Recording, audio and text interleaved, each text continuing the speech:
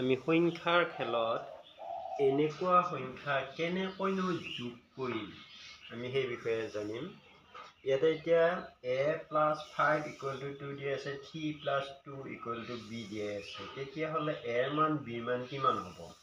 আমি সেই বস্তুটো উলিয়াব লাগিলে ইফালে আমি কি কৰিব লাগিব, a + 5 =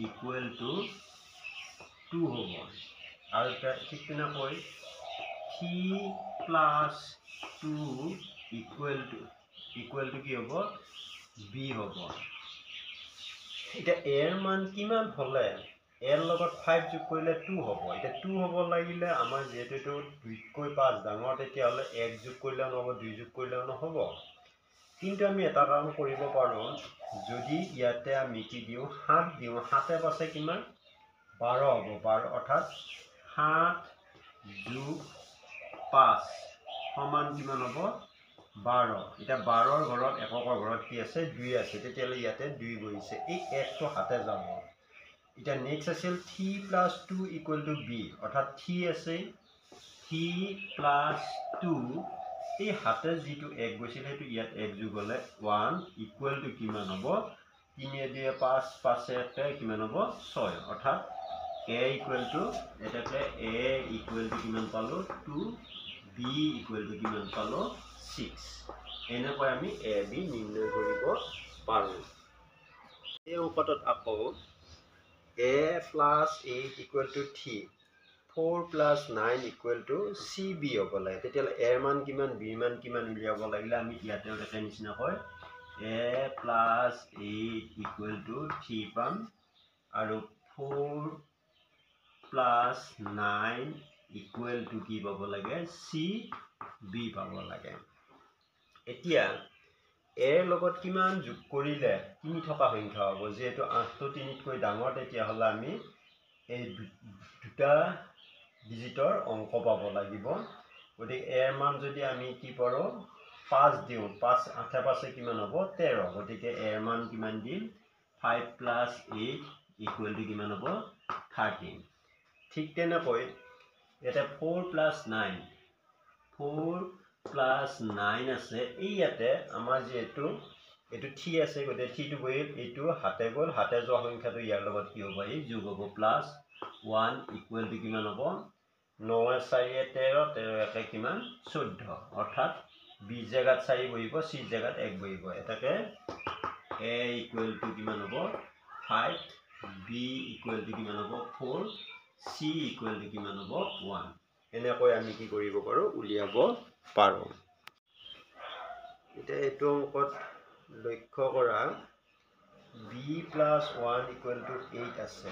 গতিকে 8 পাব লাগিলে ইয়াতে যদি আমি b ৰ মান 7 দিওঁ, তাৰমানে ইয়াতে আমাৰ কি হ'ব? ইফালে আমি এনেকৈ b + 1 = কি পাতিম? 8। তাৰপিছত a +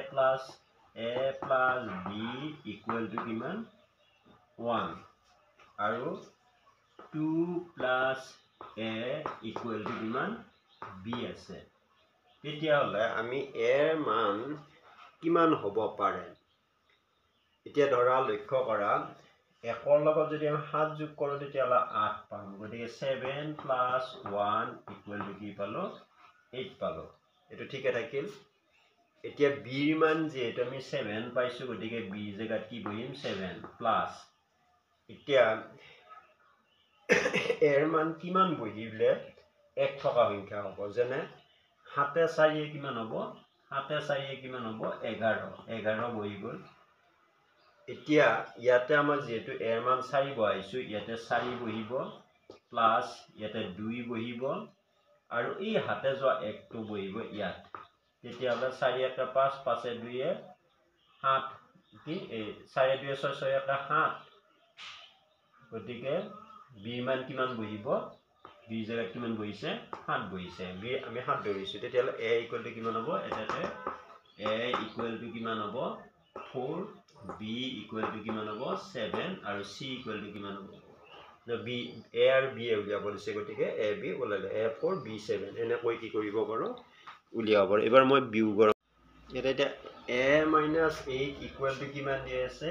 3 দিয়া আছে। 5 - 5 minus b equal to কিমান দিয়ে আছে 5 minus b equal to 8 দিয়ে আছে ঠিক তেনেকৈ 3 minus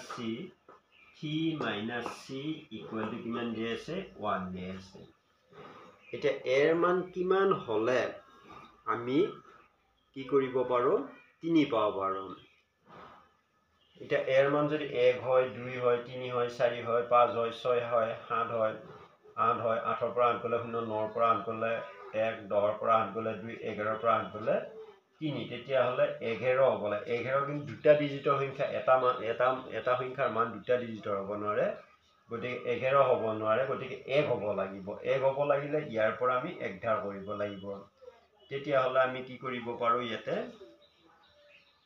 অর্থাৎ এর জায়গা কি হয় 10 plus 1 minus 8 equal to অর্থাৎ 10 এতে 11 11 পৰা 8 গলে কিমান 3 পাব পাৰো ঠিক তেনেকৈ এৰ জায়গা কিমান বহিছে 1 বহিছে এবাৰ b minus 5 minus b equal to 8 হ'ব লাগিব ইয়াতে যেটো ইয়াৰ পৰা আমি কি কৰিছো 5 ৰ পৰা কি কৰি দিলো 1 বিয়োগ কৰি দিলো বিয়োগ কৰোঁতে 4 হৈছিল অৰ্থাৎ 4 পাইছিলো 4 ৰ পৰা b গলে নহয় তেতিয়া হলে আমাৰ 4 টু কি হ'ব লাগিব ইয়াতে ধাৰ কৰিব লাগিব ইয়াৰ পৰা এক ধাৰ গলে 14 ৰ পৰা কিমান গলে 8 হ'ব অৰ্থাৎ 8 6 14 ৰ পৰা 6 গলে 8 হ'ব গতিকে আমাৰ এটো কিমান হ'ব এটো যেটো 4 আছিল 4 থাকিলে 14 মাইনাস কিমান হ'ব এটো 6 14 পৰা 6 গলে কিমান হ'ব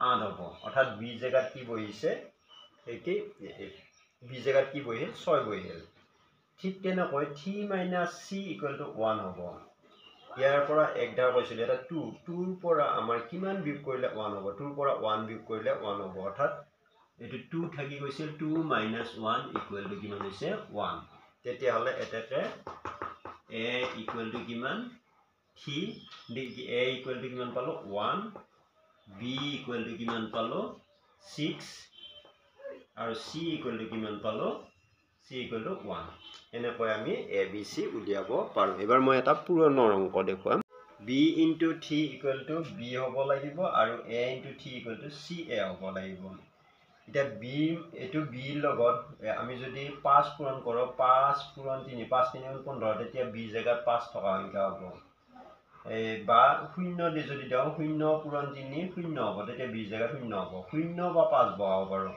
গতে 0 বহালে 0 পূৰণ 3 সমান 0 5 পূৰণ 3 সমান 15 আমাৰ ইয়াৰ যিকোনো এটা হ'ব পাৰে যে দ্বিতীয়টো এই 5 বা 3 বহাওঁতে 0 বহাওঁতে আমাৰ কোনটো সিদ্ধ হয় দ্বিতীয়টো আমি চাব লাগিব এটা a পূৰণ 3 equal to c a হ'ব লাগিব এৰ মান যদি আমি 0 বহাও 0 পূৰণ 3 0 হ'ব তেতিয়া এটো সিঙ্গুল সংখ্যা হ'ব নহব গতিকে এটো এর মান যদি আমি 5 বহাও 5 পূৰণ 3 সমান কিমান হ'ব 15 হ'ব অৰ্থাৎ এৰ জায়গাত ইয়াতে 5 বহিছে ইয়াতেও 5 বহিছে গতিকে আমাৰ হৈ গৈছে c জায়গাত 1 বহি গৈছে কিন্তু ইয়াতে আমাৰ কি আছে যদি আমি 5 পূৰণ 3 দিও 15 দিও তেতিয়ালে ইয়াতে এটা হাতে 1 গৈছিল 1 যোগ হলা আমাৰ ইয়াত 16 হ'ব গতিকে আমাৰ 5 তো হ'ব নোৱাৰে গতিকে কোনটো হ'ব লাগিব এইটো হ'ব লাগিব 0 পূৰণ 3 ইকুৱেল টু 0 হ'ব লাগিব তেতিয়ালে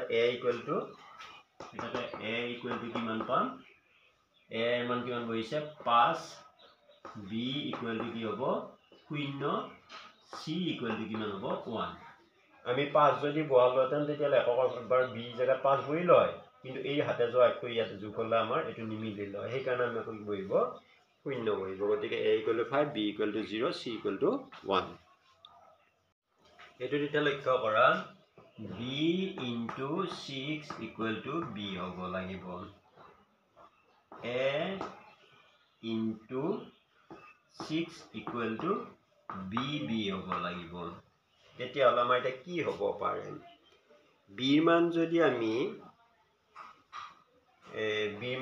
আমি দাও ধৰা 4 দিও 4 দিলে 6 4 গুণ 24 গতিকে আমাৰ এটো কি হ'ব 4 হ'ব পাৰে b মান যদি 4 দিও 4 পূৰণ 6 সমান 24 6 পূৰণ 6 সমান 36 গতিকে আমাৰ এই দুটাৰ এটা হ'ব পাৰে এতিয়া কোনটো হ'ব পাৰে আমি সেইটো চাম আমাৰ ইয়াতে 24 হলে ইয়াতে কি বহিব 4 বহিব আৰু হাতে যাব 2 এতিয়া এৰ মান ইয়াতে এতিয়া একে সংখ্যা হ'ব লাগিব একে সংখ্যা হ'ব লাগিলে আমাৰ এটা কি হ'ব পাৰে এই